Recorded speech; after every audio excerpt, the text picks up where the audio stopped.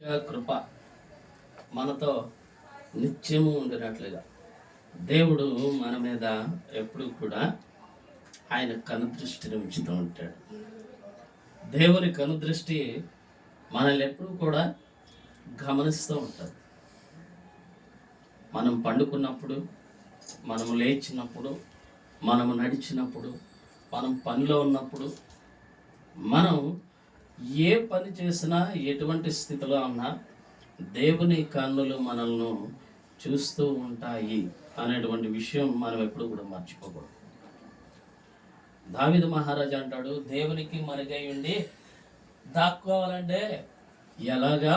నేను సముద్రం అడుక్కి వెళ్ళినా నీ కన్నులు అక్కడ నన్ను చూస్తాయి, నేను పాతాళంలోకి వెళ్ళిపోయినా నీ కన్నులు నన్ను చూస్తాయి, నేను భూమిలో పాతి పెట్టబడినా నీ కన్నులు నన్ను చూస్తాయి అని, నేను ఇంకెక్కడికి వెళ్ళగలను, నేను ఎక్కడికి వెళ్ళలేను, కాబట్టి నన్ను క్షమించి నన్ను బలపరచు ప్రభువా అని ప్రభుని ప్రార్థనతో వేడుకుంటూ ఉంటాడు. చూడండి, ప్రభు యొక్క కనుదృష్టి మన మీద, మనల్ని మనం మంచి చేసినా చూస్తూ ఉంటుంది, చెడు చేసినా మనల్ని చూస్తూనే ఉంటుంది. అటువంటి మంచి చెడు ఏది చేసినా ప్రభు దృష్టి మనల్ని చూస్తుంది అనేటువంటి విషయంతో, అనేటువంటి మాటతో మనం కాస్త జాగ్రత్తగా నడుచుకోవలసినటువంటి అవసరత ఎంతైనటువంటి పరిస్థితులు మనం ఉన్నాయి. కాబట్టి మనం ఎప్పుడు కూడా మనం చాలా జాగ్రత్తగా మన జీవితాన్ని గడపాలి. మనిషికి ఉన్నది ఒకటే జీవితం. ఎన్ని జీవితాలు ఉన్నాయి? ఒకటే. మనిషికి ఎన్ని జీవితాలు ఉన్నాయి? ఒకటే జీవితం. ఆ జీవిత కాలం అంతా కూడా మనం బ్రతికినంత కాలం కూడా మంచిగాను, నీతిగాను, ప్రేమగాను, ఆశీర్వాదం పొందుకునే వారముగా బ్రతకాలి. ఈ జీవిత కాలం ముగిసిన తర్వాత మనకి ఇంకా ఏది కూడా ఉండదు. ఏముంటుందంటే, మనము బ్రతికిన కాలంలో చేసిన దానికి తీర్పు ఉంటుంది. అంటే ఈ జీవిత కాలం ముగిసిన తర్వాత మనం వెళ్ళి జడ్జి కోర్టులో నిలబడతాం అనమాట. దేవుని కోర్టులో నిలబడతాం. ఎక్కడ నిలబడతాం? కోర్టులో నిలబడతాం. ఏ కోర్టు? దేవుని కోర్టు. దేవుడి దగ్గర ఉండే కోర్టులో నిలబడతాం. అప్పుడు మన మీద నేరారోపణ చేసేవారు, నేరస్థాపన చేసేవారు చాలా మంది ఉంటారు.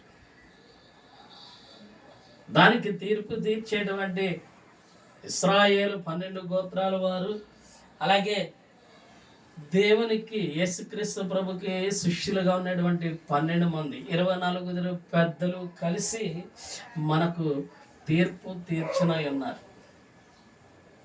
అందుకే ఆ తీర్పులో నుంచి తప్పించబడాలి అని అంటే మనం భూమి మీద బ్రతికినప్పుడు చాలా జాగ్రత్తగా బ్రతకాలి. ఏదో అసమాషిగా బ్రతికేస్తూ ఉంటాం, ఏదో అల్లరి చిల్లరగా బ్రతికేస్తూ ఉంటాం, ఏదో తెలిసి తెలియక బ్రతికేస్తూ ఉంటాం, ఎవరో చూడట్లేదు అన్నట్టుగా బ్రతికేస్తూ ఉంటాం. అమ్మో వాళ్ళు చూస్తున్నారు, వీళ్ళు చూస్తున్నారని దొంగలాగా బ్రతికే బ్రతుకు ఒక్కొక్కసారి ఉంటుంది. అబద్ధాలాడుతూ బ్రతికే బ్రతుకు ఒక్కసారి ఉంటుంది. అంతేకాకుండా చేయరాని పనులు చేస్తూ బ్రతికేటువంటి బ్రతుకు ఉంటుంది. చేయకూడనటువంటి పనులు చేస్తూ, వెళ్ళకూడని స్థలాలకు వెళ్ళి భ్రష్టులుగా అయిపోయేటువంటి బ్రతుకు కూడా ఉంటుంది. అందుకే మనం ఈ జీవితం చాలా విలువైనదంట. ఎటువంటిది? ఈ జీవితంలో చేసిన పనులను బట్టే మనం పరలోకానికి వెళ్ళాలో నరకానికి వెళ్ళాలో అది మనకు తీర్పు తీర్చబడుతూ ఉంటుంది. మనం ప్రభు దగ్గర తీర్పులో ప్రభు మనల్ని క్షమించగలిగేటువంటి రీతిలో, ప్రేమించగలిగే రీతిలో మనం భూమి మీద జీవిస్తే మనం చక్కగా పరలోకానికి చేర్చబడతాం. లేకపోతే కనుక నరకానికే వెళ్ళడం జరుగుతుంది. కాబట్టి ఈ భూమి మీద మన బ్రతుకు అనుక్షణం ఆలోచిస్తూ అడుగు వేయాలి. మనల్ని ఎప్పుడు 2 వెంబడిస్తూ ఉంటాయి. వాటి మంచి, రెండవది చెడు. ఈ రెండు తప్పకుండా మన జీవితంలో మనల్ని అనుసరిస్తూనే ఉంటాయి. మనం ఎక్కువగా మంచి అని తెలిసినప్పటికీ సర్లే అని ప్రక్కన పెట్టి చెడుకే ఎక్కువ ఆ గురుత్వాకర్షణలాగా ఆకర్షించబడుతూ ఉంటాం. ఎప్పుడైతే చెడుకు ఆకర్షించబడతామో ఒక తప్పు 100 తప్పులు చేస్తూ ఉంటుందంట. ఆ 100 తప్పులు ఇంకొక 1000 తప్పులు చేస్తూ ఉంటాయి.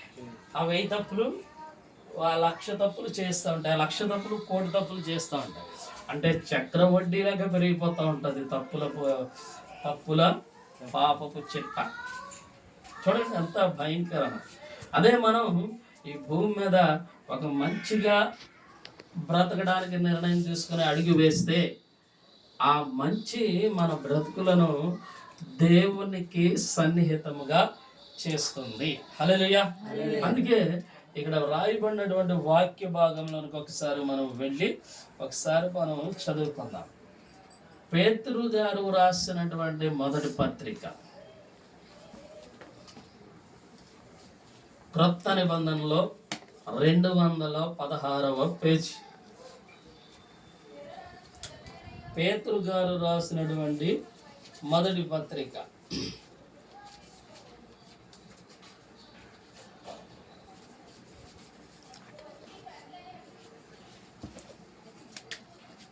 1వ అధ్యాయం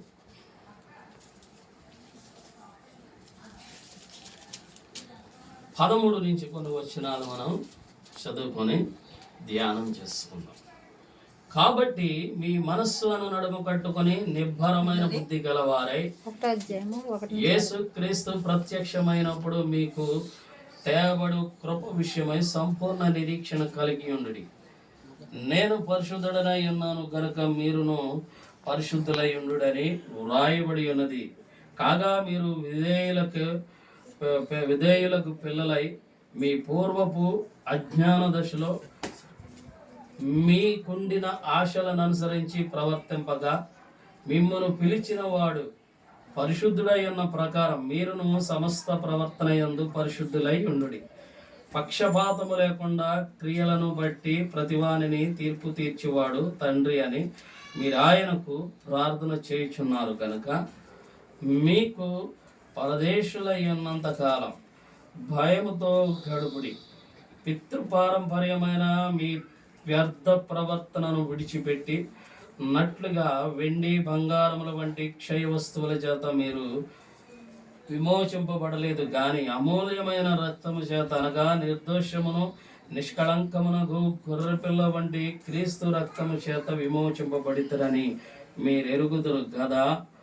ఆయన జగత్తు పునాది వేయబడక మునిపే నియమింపబడిను గాని తన్ను మృతులలో నుండి లేపి తనకు మహిమ నిచ్చిన దేవుని ఎడల తన ద్వారా విశ్వాసులైన మీ నిమిత్తం కడవరి కాలముల యందు ఆయన ప్రత్యక్షపరచబడెను.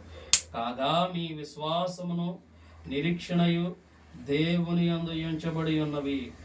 మీరు క్షయబీజము నుండి కాక శాశ్వతముకు జీవము గల దేవుని వాక్యం మూలముగా అక్షయ బీజము నుండి పుట్టింపబడిన వారు గనక నిష్కపటమైన సహోదర ప్రేమ కలుగునట్లు మీరు సత్యమునకు విధేయులవుట చేత మీ మనస్సులను పవిత్రపరుచుకుని వారై ఉండి యొక్కనినప్పుడు హృదయపూర్వకముగాను నిష్కపటముగాను ప్రేమించుడు. యాలయనగా సర్వ శరీరులు గడ్డిని పోలి ఉన్న వారి అందమంతయు గడ్డి పువ్వు వలె ఉన్నది. గడ్డి ఎండును దాని పువ్వును రాలును, అయితే ప్రభు వాక్యం ఎల్లప్పుడూ నిలుచును. మీకు ప్రకటింపబడిన స్వార్థ ఈ వాక్యమే.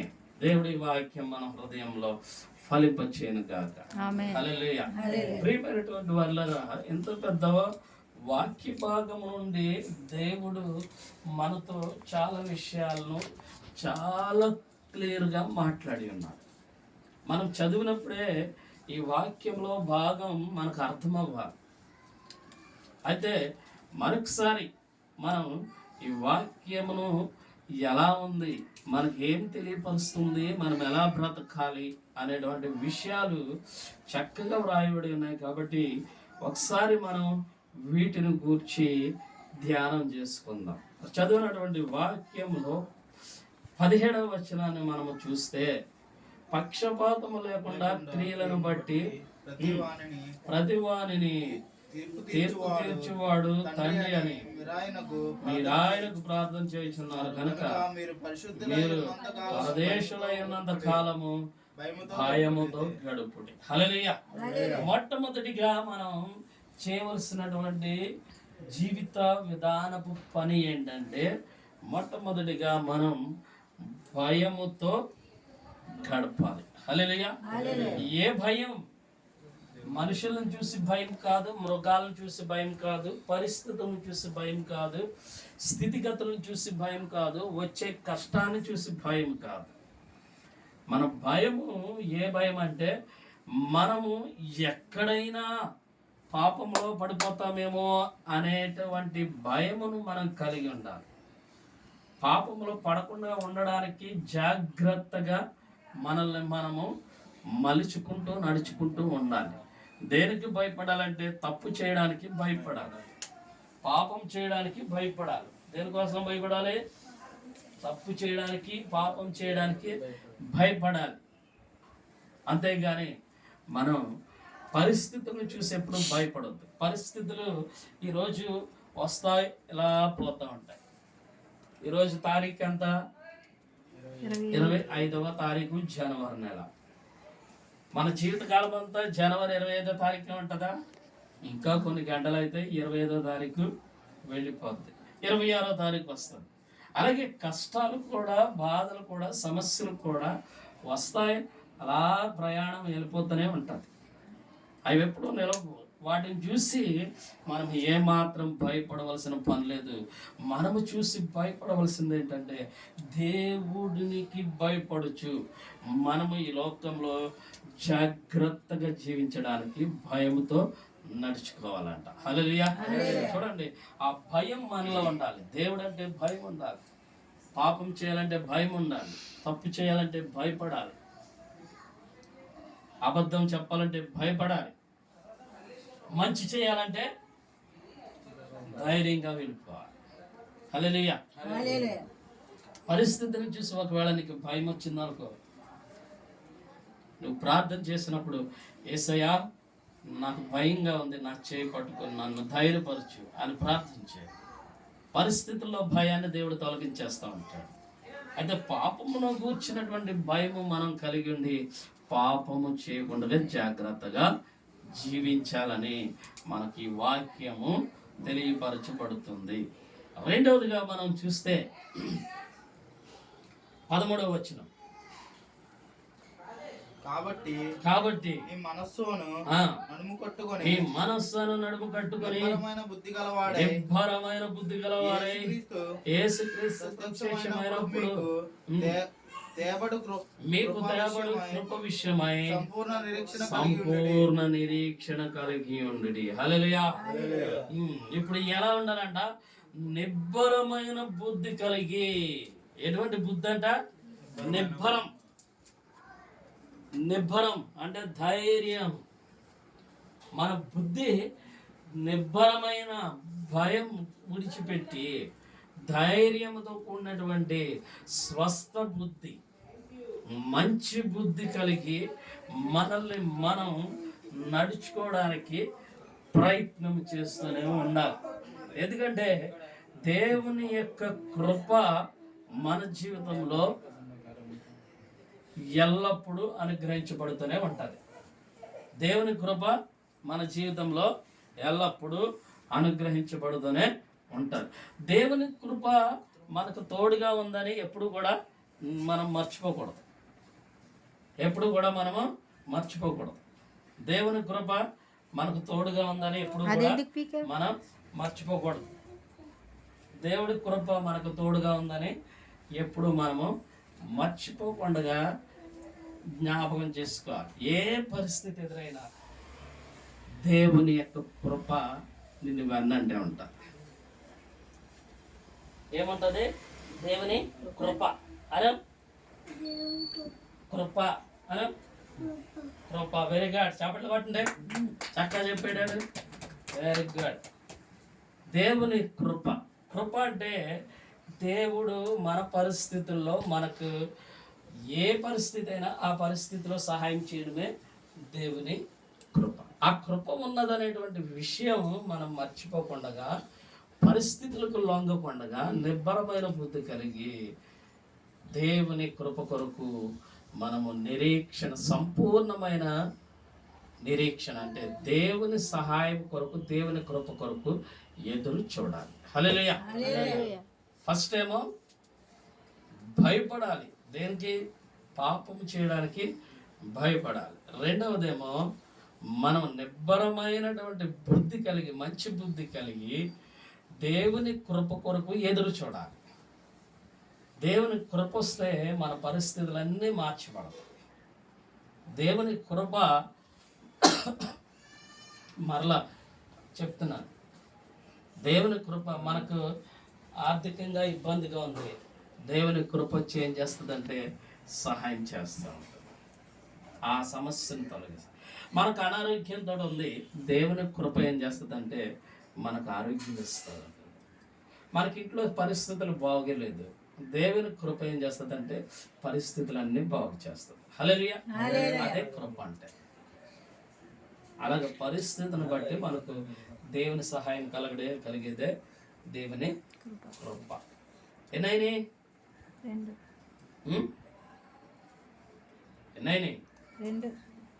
రెండు అయినాయి.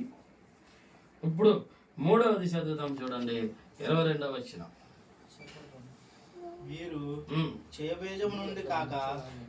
క్షయబీజము నుండి కాక శాశ్వతమగు జీవము గల దేవుని వాక్య మూలముగా అక్షయ బీజము నుండి పుట్టింపబడిన వారు కనుక నిష్కపటమైన సహోదర ప్రేమ కలుగునట్లు మీరు సత్యమునకు విధేయుల చేత మీ మనసులను పవిత్రపరుచుకున్న వారయ్యుండి ఒకరినొకడు హృదయపూర్వకముగాను మిక్కటముగాను ప్రేమించుడి. ఏం చేయాలంట? హృదయపూర్వకముగాను మిక్కటముగాను ఒకరినొకరు ప్రేమించాలి. ఎందుకని? దేవుని వాక్యము శాశ్వతమగు జీవము గల వాక్యం. ఏ వాక్యం అంట? శాశ్వతమైన జీవము గల వాక్యం. అనగా వాక్యము మన జీవితాలను, మన బ్రతుకులను బ్రతికిస్తుంది. మనల్ని ఏం చేస్తుంది? బ్రతికిస్తుంది. మన పాదములకు దీపమై నడిపిస్తుంది. మన పరిస్థితులకు త్రోవగా ఉండి నడిపిస్తుంది. మన యొక్క పరిస్థితులన్నిటిలో మనల్ని ధైర్యపరుస్తుంది, బలపరుస్తుంది, స్వస్థతనిస్తుంది, కార్యాలు చేస్తుంది దేవుని యొక్క వాక్యం. ఆ దేవుని వాక్యం మన మీద ప్రేమతో, నిష్కపటమైన ప్రేమతో దేవుడు మనకు వాక్యాన్ని ఇచ్చి మనల్ని బలపరుచున్నాడు, ధైర్యపరుచున్నాడు. ఆ వాక్యమును బట్టే అందరూ మార్చిబడుతూ ఉంటారు, అందరూ ధైర్యం తెచ్చుకుంటూ ఉంటాం, అందరం గొప్ప కార్యాలు చూస్తూ ఉంటాం. కాబట్టి ఆ వాక్యము మనకు రావడానికి గల కారణం ఏంటంటే మన మీద ఆయన చూపించినటువంటి మహా గొప్ప ప్రేమ. హల్లెలూయా. ఆ ప్రేమను పొందినటువంటి మనం ఇతరుల పట్ల కూడా సహోదరమైన ప్రేమ, మిక్కటమైన ప్రేమ కలిగి మనము నడుచుకోవాలి. ఏముండాలి? ప్రేమ ఉండాలి. ఎవరి మీద ఉండాలి? పిల్లలకు తల్లిదండ్రుల మీద ప్రేమ ఉండాలి, తల్లిదండ్రులకు పిల్లల మీద ప్రేమ ఉండాలి, అక్క చెల్లెలకి అన్నదమ్ములకి ఒకరి మీద ఒకరికి ప్రేమ ఉండాలి. అంతేకాదు బయట వారి మీద కూడా ప్రేమ ఉండాలి. సంఘంలో ఉన్న వారి మీద ప్రేమ ఉండాలి, సంఘంలో లేని రక్షణ పొందనటువంటి వారి మీద కూడా మనము ప్రేమను చూపించాలి. ఆ ప్రేమ మనల్ని ఏం చేస్తుందంటే, మనము చూపించే ప్రేమ దేవునికి మనల్ని దగ్గరగా చేస్తుంది, దేవునితో పెనవేసుకునేటట్లు చేస్తుంది, దేవునికి మనల్ని ప్రియమైన వారుగా చేస్తుంది ఆ ప్రేమ. కాబట్టి మనం మిక్కటమైన ప్రేమ కలిగి నడుచుకోవడానికి ఏ ప్రేమ? మిక్కటమైన సహోదర ప్రేమ. ఒకరినొకరు ప్రేమ కలిగి నడుచుకుంటూ మనల్ని మనము బలపరుచుకుంటూ, ఒకరినొకరు బలపరుచుకుంటూ జీవించాలని తెలియపరుస్తుంది. కాబట్టి మనం ఈరోజు 3 విషయాలు చూసాం. ఒకటి, భయపడాలి. దేనికి భయపడాలి? ఒకటి, దేవుడికి భయపడాలి. 2, పాపము చేయడానికి, తప్పు చేయడానికి భయపడాలి. రెండవది, నిబ్బరమైన బుద్ధి కలిగి, మంచి బుద్ధి కలిగి దేవుని కృప కొరకు ఎదురు చూడాలి. దేవుని కొరకు ఎదురు చూడాలి. దేవుని కృప కొరకు ఎదురు చూడాలి. అంటే దేవుని సహాయం కొరకు ఎదురు చూడాలి, అంతేకాని మనం తొందరపడిపోకూడదు. మూడవది, వాక్యం మనల్ని ప్రేమించినట్లు మనం కూడా ఒకరినొకరನ್ನು ప్రేమ కలిగి, సహోదర ప్రేమ కలిగి నడుచుకోవాలి. హల్లెలూయా, హల్లెలూయా, హల్లెలూయా. కాబట్టి ప్రియమైనటువంటి వారులారా, ఈ యొక్క మంచి దినంలో దేవుని యొక్క మాటలు విన్న మనం వాటిని అనుసరిస్తూ వాటి ప్రకారం జీవిస్తూ ప్రభుతో సన్నిహితంగా జీవిద్దాం. అట్టి కృప దేవుడు మనకు దయచేయను గాక.